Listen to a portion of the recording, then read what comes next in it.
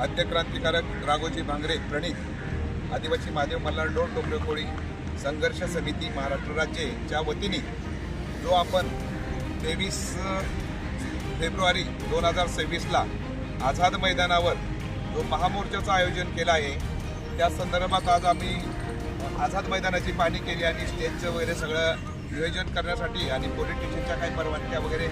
जे काही राहिले होते त्या संदर्भात आज आम्ही आझाद मैदान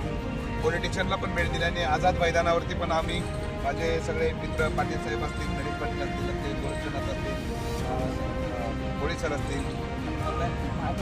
महादेव कांबळे साहेब, हे सगळेजण मिळून आम्ही इकडे आलेलो आहोत आणि पूर्ण महाराष्ट्रातून खूप चांगला प्रतिसाद आहे आणि जो आपल्या हक्काचा लढा आहे, जवळजवळ 88 वर्ष झाली आपल्याला स्वातंत्र्य मिळून, परंतु आपल्या कोळी जमातीला आणखी स्वातंत्र्य मिळालेलं नाही आणि जे आरक्षण डॉक्टर बाबासाहेब आंबेडकरांनी आपल्याला घटनेमध्ये दिलेलं आहे 28-29-30 नंबरवरती, ते आणखीनही मिळालेलं नाही आणि तो मिळवण्यासाठी हा जो महामोर्चाचं आपण नियोजन केलेलं आहे, यामध्ये आपण संपूर्ण महाराष्ट्रातील आदिवासी महादेव मल्हार डोर टोकरे कोळी यांना सगळ्यांना आवाहन केलेलं आहे. ते सगळेजण मोठ्या संख्येनं 23 तारखेला इथं उपस्थित राहतील आणि हा लढा यशस्वी करतील, यासाठी आज आपणासाठी मी व्हिडिओ करत आहे. मित्रांनो, जे लोक घरात बसत आहेत त्यांनी बोलतायत, त्यांना एकच सांगतो, तुम्ही हे घरात बसून आणि व्हॉट्सअपवर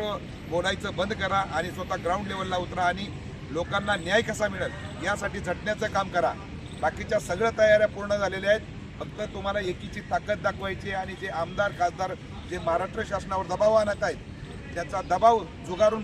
त्यांचा दबाव मोडीत काढण्यासाठी आणि ही जे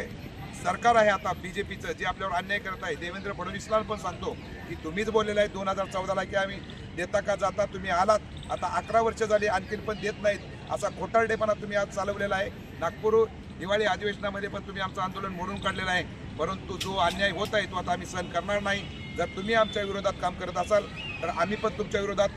काम करू आणि तुमचं जे कमळ आहे ते उपटून टाकण्याचा 100% प्रयत्न करू. येणाऱ्या निवडणुकीमध्ये तुम्हाला आम्ही आमची ताकद दाखवू. तुम्ही जर आम्हाला न्याय आता दिला नाही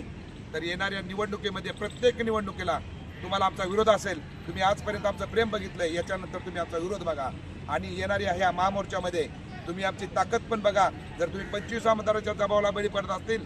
तर तुमचे 80 आमदार आम्ही पाडल्याशिवाय आणि तुम्हाला सत्तेतून घालवल्याशिवाय आम्ही गप्प बसणार नाही, हे सांगतो आणि थांबतो. जय राघोजी, जय आदिवासी, जय जोहार, जय आदिवासी.